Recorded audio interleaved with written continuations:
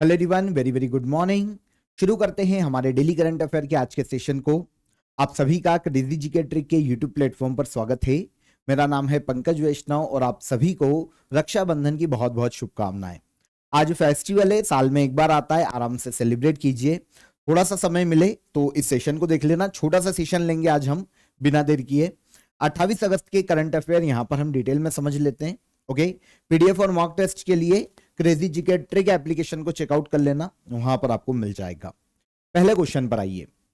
26 अगस्त 2026 को नेपाल में आई भीषण फ्लैश फ्लड मुख्य रूप से किस नदी से संबंधित है? तो आप सभी को पता है, काफी सारे वीडियोस आपने देखे होंगे। नेपाल में बहुत ही भयानक एक बाढ़ देखने को मिली है। काफी सारे लोग मारे गए हैं, काफी सारे लोग लापता बताए जा रहे हैं, क्योंकि हिमालयन रेंज के जो ग्लेशियर है ना, एक्चुअल में इनके पिघलकर टूटने के कारण तिब्बत और नेपाल क्षेत्र में जो नदियां है ना, इनमें बाढ़ आ गई है। तो नेपाल में मेन जो बाढ़ का कारण रही वो है भोटे कोशी नदी। तो आंसर हो जाता है आंसर बी। भोटे कोशी रिवर में नेपाल में बाढ़ देखने को मिली है। जितने भी आप भयानक वीडियो देख रहे हैं वो भोटे कोशी रिवर के ही वीडियो हैं। तो नेपाल के रसुआ जिले में भोटे कोशी नदी में अचानक एक फ्लैश फ्लड देखने को मिला है। अब यहां पर जो फ्लैश फ्लड है ना, इसका मतलब होता है कि अचानक एकदम से पानी बढ़ जाता है और किसी भी नदी में अलग अलग कारणों से बाढ़ आ जाती है। इतनी फास्ट होती है ये जो फ्लड है, इतना ज्यादा फास्ट होता है कि लोगों को संभलने का मौका नहीं मिलता है। और सारे वीडियोस में हमने देखा कि लोगों को संभलने का बिल्कुल भी मौका नहीं मिला है। एक्चुअल में भोटे कोशी रिवर में ये जो फ्लड आया ना, इसके कारण आसपास का जो रिवर सिस्टम है, त्रिशूली रिवर सिस्टम, ये भी काफी प्रभावित हुए हैं। पहाड़ का एक हिस्सा बर्फ और चट्टानों के साथ सबसे पहले लहदे रिवर में आकर गिरा। ये जो लहदे रिवर की हम बात कर रहे हैं ना, लहदे खोला के नाम से भी कुछ क्षेत्रों में से पुकारा जाता है, तिब्बत और नेपाल में। तो लहदे खोला रिवर में आकर ये बर्फ का टुकड़ा या चट्टान पूरी की पूरी आके गिरी, और उसके कारण, क्योंकि लहदे खोला रिवर भोटे कोशी रिवर की सहायक है, ट्रिब्यूटरी है, तो जो बाढ़ देखने को मिली वो भोटे कोशी रिवर में देखने को मिली। बाढ़ इसमें भी आई है, लेकिन ये तिब्बत की हिमालयन रेंज पर थी, तब तक इससे कोई दिक्कत नहीं थी। लेकिन जब भोटे कोशी रिवर में ये आके मिलती है तो इसने भी एक विकराल रूप ले लिया था और उसके कारण काफी सारे लोगों की मृत्यु हुई है। तो भोटे कोशी रिवर ये चाइना के तिब्बत से निकलकर नेपाल में प्रवेश करती है। तो बाढ़ से काफी सारे लोगों की मृत्यु हुई है। 27 अगस्त को सुबह नेपाल पुलिस ने बताया था कि इनिशियल जो उनको पता चला डेटा, 162 कंफर्म डेथ थी उनके पास। काफी सारे लोग हजारों की संख्या में लापता है।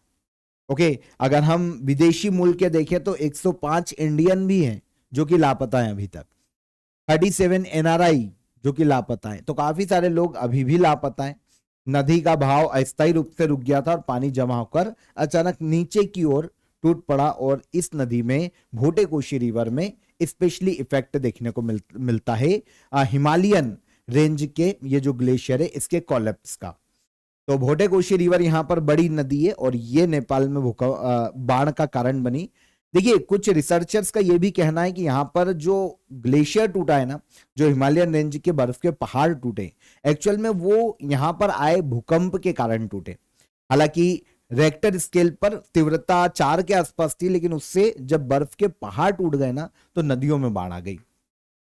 अब इंडिया ने क्या रिस्पॉन्स किया है?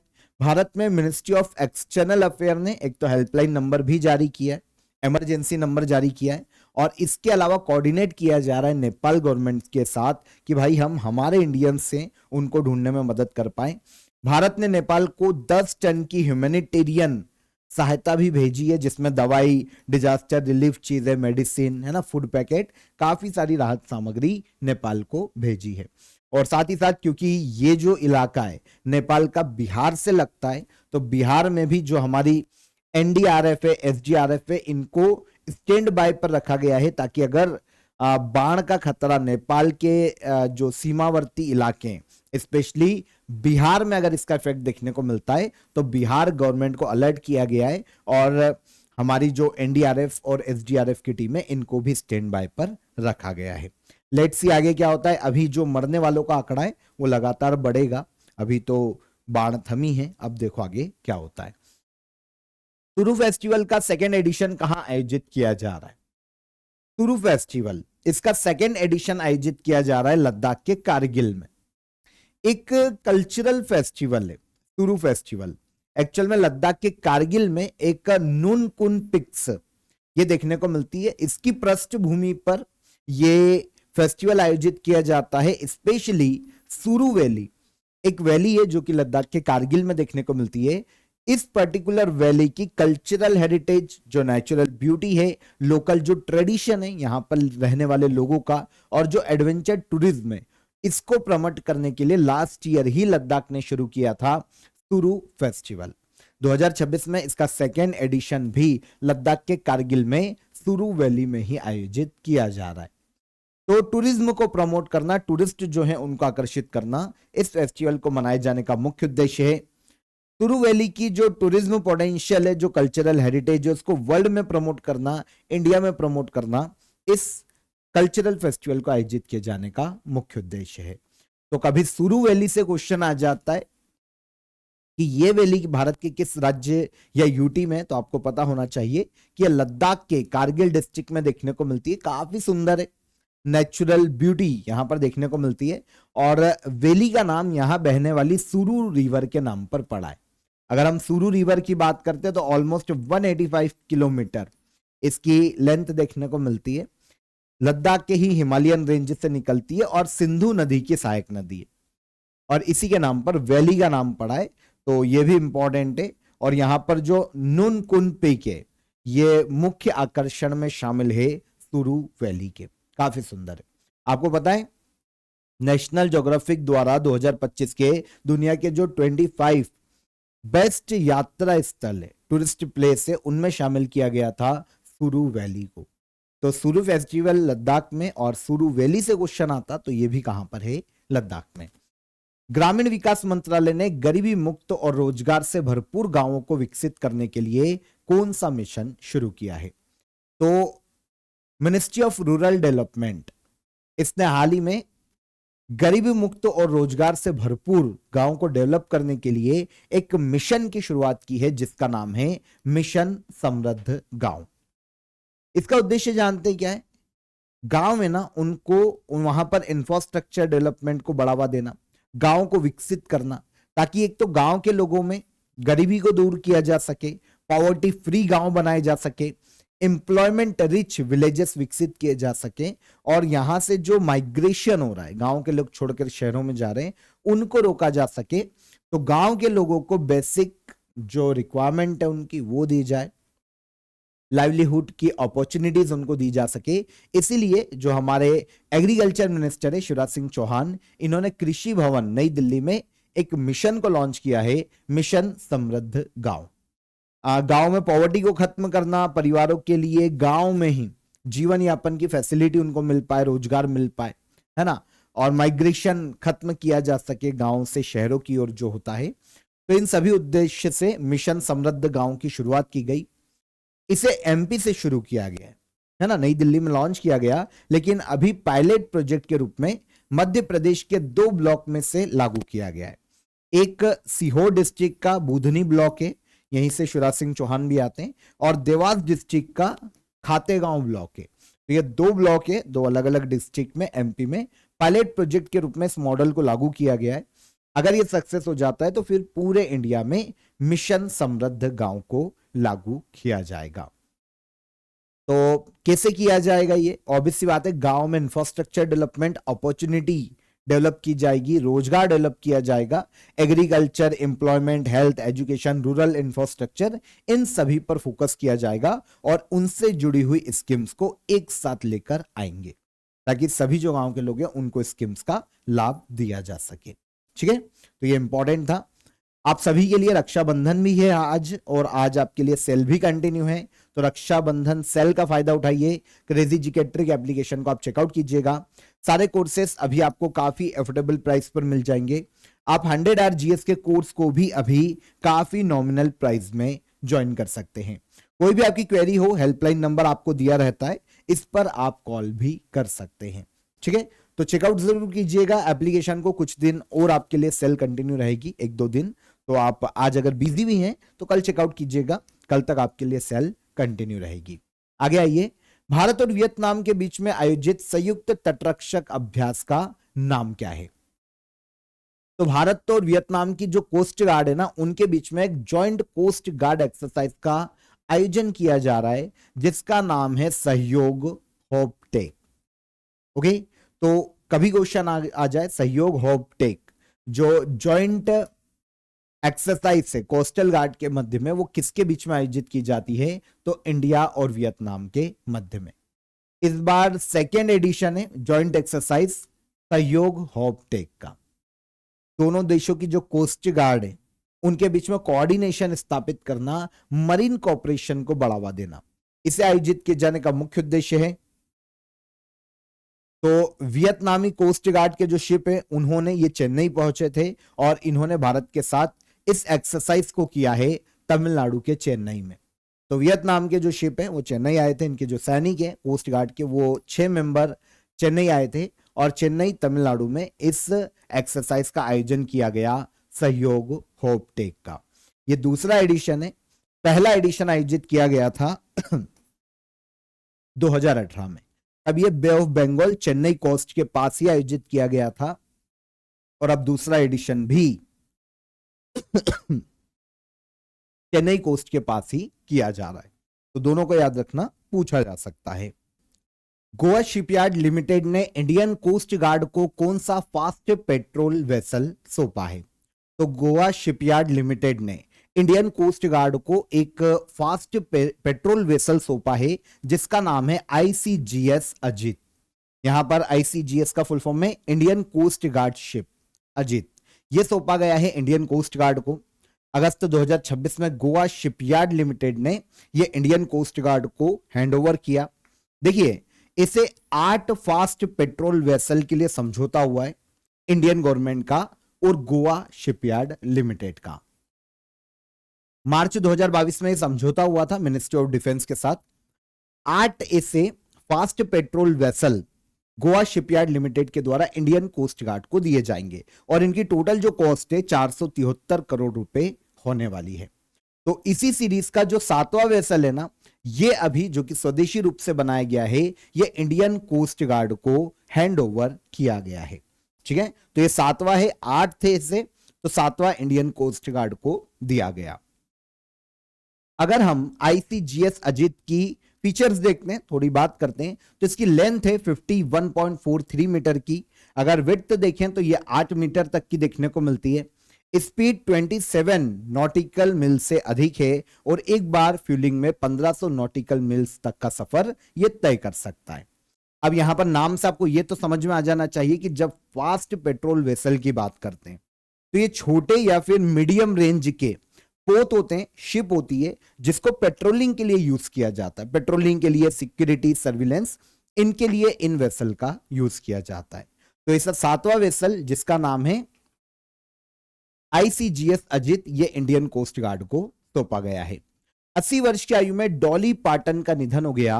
वे किस क्षेत्र से संबंधित थी? तो देखिए, ये एक अमेरिकी सिंगर है, वैसे तो इंडियन नहीं है तो ज्यादा ऐसे इंपॉर्टेंट नहीं होती, लेकिन ग्लोबली काफी सुर्खियों में रही है, तो इनके बारे में हम याद रखें तो सही रहेगा। 80 वर्ष की आयु में डॉली पार्टन, जो कि एक यूएसए की सिंगर है, बहुत ही फेमस म्यूजिशियन है, इनका हाल ही में निधन हो गया। कंट्री म्यूजिक अमेरिका में पॉपुलर एक म्यूजिक जेनर, जो संगीत की शैली है, उसके लिए इनको जाना जाता है। तो country music legend Dolly pattern का 80 वर्ष की आयु में निधन हो गया। काफी सारे सॉन्ग्स इनके बहुत ही फेमस रहे। 6 दशकों तक इनका करियर रहा है, मतलब 60 साल तक का करियर म्यूजिक में, सिंगिंग में, बड़ी बात होती है। 11 ग्रेमी अवार्ड दिए जा चुके हैं इन्हें संगीत के क्षेत्र में, इसलिए याद रखना पड़ेगा। डॉली पार्टन एक म्यूजिशियन है यूएसए की, जिनका हाल ही में निधन हो गया। ठीक है, तो म्यूजिक या फिर संगीत के क्षेत्र में क्वेश्चन ऐसा आ जाए तो याद रखना। विश्व संस्कृत दिवस हर वर्ष किस दिन मनाया जाता है? यहां पर बात की जा रही है वर्ल्ड संस्कृत डे की। तो वर्ल्ड संस्कृत डे, ये जो डे है ये हर साल मनाया जाता है शरद पूर्णिमा, सॉरी सावन पूर्णिमा पर। मतलब अभी सावन पूर्णिमा का आयोजन कब किया जाएगा, कब है ये, तो ये आज है 28 अगस्त को, ठीक है ना। तो 28 अगस्त को आज इसका आयोजन किया जा रहा है विश्व संस्कृत दिवस का, और आज नॉर्मली रक्षाबंधन का भी दिन है। तो संस्कृत इंडियन कॉन्स्टिट्यूशन में अगर हम 8th शेड्यूल की तरफ जाते हैं तो हमको पता चलता है कि 22 ऑफिशियल लैंग्वेजेस में से एक है संस्कृत। वर्ल्ड की सबसे प्राचीन भाषाओं में संस्कृत को गिना जाता है। इसी के सम्मान में फर्स्ट वर्ल्ड संस्कृत डे 1969 में मनाया गया था। तब से हर साल नॉर्मली जो सावन पूर्णिमा आती है इस दिन से मनाया जाता है। तो इस साल जो सावन पूर्णिमा का दिन है ये 28 अगस्त को है। तो 28 अगस्त को आज मनाया जा रहा है वर्ल्ड संस्कृत डे को, ठीक है। इंडियन कॉन्स्टिट्यूशन की 8th शेड्यूल में 22 ऑफिशियल लैंग्वेजेस में संस्कृत देखने को मिलती है। और इसके अलावा जो 6 क्लासिकल लैंग्वेजेस है, फॉर एग्जाम्पल तमिल, तेलुगु, कन्नड़ा, मलयालम और उड़िया, इनके साथ ये 6 क्लासिकल लैंग्वेजेस में भी शामिल है संस्कृत। तो वर्ल्ड संस्कृत डे कब मनाया जाता है, तो ये मनाया जाता है 28 अगस्त को। All India institute of Ayurveda ने 2026-27 के लिए कौन सा नया 6 महीने का कोर्स शुरू किया है, तो all India institute of Ayurveda इसने 2026-27 के लिए एक नया कोर्स शुरू किया है 6 मंथ का, जिसका नाम है गर्भिणी मित्र कोर्स। देखिए नाम से आपको समझ में आ जाना चाहिए कि गर्भिणी मित्र कोर्स की जब बात की जाती है तो जो प्रेग्नेंट वीमेन है उनकी सहायता के लिए, वेलनेस सपोर्ट के लिए इस कोर्स को शुरू किया गया है। All India institute of Ayurveda नई दिल्ली ने 2026-27 में एक जो एकेडमिक सीजन है उसके लिए गर्भिणी मित्र योजना को, जो कि 6 महीने का एक कोर्स है, कोर्स बोलने तो ज्यादा अच्छा रहेगा, गर्भिणी मित्र कोर्स, इसको शुरू किया है। उद्देश्य आयुर्वेद बेस्ड जो मैटरनल वेलनेस सपोर्ट है इसको मजबूत करना, ट्रेंड जो पर्सनल से उनको तैयार करना, जो पर्सन से उसको उनको तैयार करना, ताकि जो प्रेग्नेंट वीमेन है उनको ये सहायता दे सके और आयुर्वेदा में जो भी चीजें मैटरनिटी के समय लगती है उन सभी के बारे में ये महिलाओं को बता पाए। तो जो प्रेगनेंसी और प्रसव के बाद का जो टाइम पीरियड होता है उनमें महिलाओं की health education, lifestyle guidance, community level support दे सके, तो ये सारी चीजें इस 6 महीने के कोर्स में सिखाई जाएगी। तो जो भी ये कोर्स करता है इन फ्यूचर एक स्किल डेवलप होगी। कुछ क्राइटेरिया हैं कोर्स को करने के, जैसे एलिजिबिलिटी की बात करते हैं तो ये 18 साल से ज्यादा के एज का कोई कर सकता है, और किसी भी रिकॉग्नाइज्ड बोर्ड से कम हायर सेकेंडरी एग्जामिनेशन है वो पास आउट हो। जो कैंडिडेट है अगर वो पूरा कर लेता है कोर्स को तो अलग अलग आयुष सेंटर में, मैटरनिटी जो क्लिनिक्स है, वेलनेस जो इंस्टीट्यूशन है वहां पर उनको इजीली जॉब मिल जाएगी सपोर्टिंग के तौर पर, ठीक है। तो ये जो कोर्स है all India institute of Ayurveda ने शुरू किया है गर्भिणी मित्र कोर्स के नाम से। भारतीय रेलवे ने कितने हाई डेंसिटी रूट्स को क्वाड्रुपल ट्रैक कॉरिडोर में बदलने की योजना बनाई है, तो इंडियन रेलवे ने वर्तमान में 7 हाई डेंसिटी रूट्स है इंडिया में। कितने? 7 हाई डेंसिटी रूट्स का मतलब होता है जहां पर रश ज्यादा होता है, मतलब जहां पर पैसेंजर एक्टिविटीज ज्यादा है जिन रूट्स पर, या फिर मालगाड़ी की आवाजाही ज्यादा है, तो ऐसे जो हाई डेंसिटी रूट्स है, ऐसे 7 रूट्स है उनको चिन्हित किया है और उन्हें क्वाड्रुपल ट्रैक कॉरिडोर में अब कन्वर्ट किया जा रहा है। अब यहां पर जो एक क्वेश्चन आया मन में कि क्वाड्रुपल ट्रैक क्या होते हैं, तो जब हम बात करते हैं क्वाड्रुपल ट्रैक्स की तो देखिए इसका मतलब होता है कि जो existing double lane railway route है उनको 2 और रेलवे लाइन से जोड़कर 4 पैरेलल ट्रैक तैयार करना। तो ऐसे 7 रूट को चिन्हित किया गया है।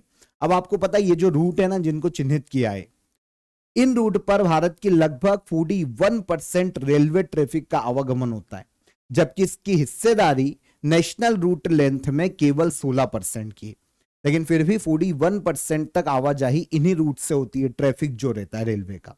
तो इसीलिए अब इनको 4 लेन में कन्वर्ट किया जाएगा, 2 और रेलवे लेन जोड़ी जाएगी इनमें ताकि पैरेलल ट्रैक्स तैयार किए जा सके, ठीक है। तो हमारे क्वेश्चन को याद रखिएगा, 7 हाई डेंसिटी रूट्स को क्वाड्रुपल ट्रैक कॉरिडोर में बदलने की इंडियन रेलवे की योजना है।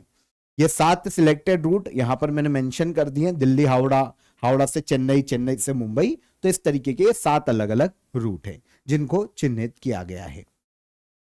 लास्ट क्वेश्चन, 2026 में भारत का सबसे बड़ा शुगर प्रोड्यूसिंग स्टेट कौन सा है? तो 2026 में इंडिया का सबसे बड़ा शुगर प्रोड्यूसिंग स्टेट की बात करें तो ये है हमारा कौन? महाराष्ट्र राज्य। देखिए, जब हम शुगर केन प्रोड्यूसर की बात करें तो गन्ना प्रोड्यूस तो यूपी सबसे ज्यादा करता है, लेकिन सबसे ज्यादा शक्कर की यहां पर बात हो रही है, शुगर प्रोडक्शन की बात हो रही है, तो सबसे ज्यादा शक्कर का उत्पादन कौन करता है? महाराष्ट्र राज्य। इंडिया में शुगर प्रोडक्शन 30.6 मिलियन टन के आसपास है। इनमें महाराष्ट्र 9.92 मिलियन टन तक शुगर का प्रोडक्शन करता है, ठीक है ना। और सेकेंड नंबर पर उत्तर प्रदेश आता है शुगर के प्रोडक्शन में 8.92 मिलियन टन। थर्ड पर कर्नाटक आता है। तो याद रखना, कंफ्यूज मत होना, अगर शुगर प्रोडक्शन पूछे तो रिसेंटली रिपोर्ट के अकॉर्डिंग शुगर प्रोडक्शन सबसे ज्यादा महाराष्ट्र करता है इंडिया में, और शुगर केन गन्ने की बात करें तो सबसे ज्यादा प्रोडक्शन यूपी में देखने को मिलता है। भारत जो है ब्राजील के बाद दुनिया का सबसे बड़ा शुगर प्रोड्यूसर स्टेट है, ठीक है। ब्राजील के बाद कंट्री है, कंट्री बोलना चाहिए। ब्राजील के बाद सबसे ज्यादा शक्कर का प्रोडक्शन इंडिया करता है। महाराष्ट्र में शुगर प्रोडक्शन ज्यादा क्यों है? एक्चुअल में शुगर मिल्स सबसे ज्यादा महाराष्ट्र में देखने को मिलती है। इसके अलावा क्लाइमेट बहुत अच्छा है शुगर के लिए, हाई शुगर रिकवरी रेट है ना, के कारण देखने को मिलता है कि महाराष्ट्र सबसे ज्यादा शुगर का प्रोडक्शन कर रहा है। लेकिन उत्तर प्रदेश गन्ने का सबसे ज्यादा प्रोडक्शन करता है। गन्ना प्रोडक्शन में 48.57% जो योगदान है वो यूपी का है। सेकेंड पर फिर गन्ना प्रोडक्शन में महाराष्ट्र आता है ऑलमोस्ट 24.19%, और थर्ड पर कर्नाटका। शुगर प्रोडक्शन में भी थर्ड पर कर्नाटका, और गन्ना प्रोडक्शन में भी थर्ड पर आता है कर्नाटका, ठीक है। तो यहां पर हमारे 28 अगस्त के करंट अफेयर हमने डिटेल में डिस्कस किए। अब हम चलते हैं लास्ट डे के करंट अफेयर को रिवाइज कर लेते हैं। मिस यूनिवर्स इंडिया 2026 का खिताब किसने जीता? तो यह खिताब जीता कजिया लिज मेजो ने। सुप्रीम कोर्ट के नए फ्रेमवर्क के अनुसार सिविल जज परीक्षा के लिए न्यूनतम कितने वर्ष की लीगल प्रैक्टिस जरूरी है? ये टाइम पीरियड है 1 साल का। 23 अगस्त 2026 को हाफ मैराथन का नया वर्ल्ड रिकॉर्ड किस इथोपियन एथलीट ने बनाया? योमिफ केजेल्चा। वर्ल्ड लेक डे कब मनाया जाता है? तो यह 27 अगस्त को हर साल मनाया जाता है। चर्चा में रही खिजाड़िया पक्षी अभ्यारण्य किस राज्य में स्थित है? तो यह है गुजरात राज्य में। 2028 इंडिया ओपन बैडमिंटन टूर्नामेंट की मेजबानी कौन सा शहर करेगा? असम का गुवाहाटी। भारत और बांग्लादेश के बीच में गंगा वाटर शेयरिंग ट्रीटी किस वर्ष साइन हुई थी? तो यह साइन हुई थी 1996 में। जनजाति कार्य मंत्रालय द्वारा आदिवासी कल्याण योजनाओं की जानकारी के लिए लॉन्च किए गए ऑफिशियल एआई कन्वर्सेशनल असिस्टेंट का नाम क्या है? तो इसका नाम है जागो। अरुणाचल प्रदेश में खोजी गई सूरजमुखी परिवार की नई पौधे की प्रजाति डोरोनिकम सैक्टम है। और भारतीय नौसेना का दूसरा स्वदेशी निस्तार क्लास डाइविंग सपोर्ट वेसल का नाम है आईएनएस निपुण, ठीक है। ये हो गए हमारे सारे कल के सेशन के current affair revise. Question of the day, इसका आंसर ले लेते हैं। सिंधु घाटी सभ्यता का प्रमुख बंदरगाह नगर लोथल भोगवा रिवर के तट पर स्थित है। गांधार मूर्तिकला शैली ये ग्रीक और इंडियन दो कला श्रेणियों का या शैलियों का मिश्रण है। भारत का एकमात्र सक्रिय ज्वालामुखी बैरन आइलैंड ये अंडमान सी में देखने को मिलता है। कहां पर है? अंडमान सी में। तो तीनों क्वेश्चन के हमारे आंसर हो गए आज के क्वेश्चन ऑफ द डे। संविधान का हृदय और आत्मा किस अनुच्छेद को कहा जाता है? पहला क्वेश्चन। महात्मा गांधी ने 1930 में दांडी मार्च कहां से शुरू किया? और रतौंधी किस विटामिन की कमी से होने वाला रोग है? तीनों क्वेश्चन को नोट करो आराम से, रक्षाबंधन बनाइए, कमेंट में आंसर जरूर करके जाइएगा। कल फिर मुलाकात करेंगे नेक्स्ट डे के करंट अफेयर में। तब तक ख्याल रखिए अपना। जय हिंद, जय भारत।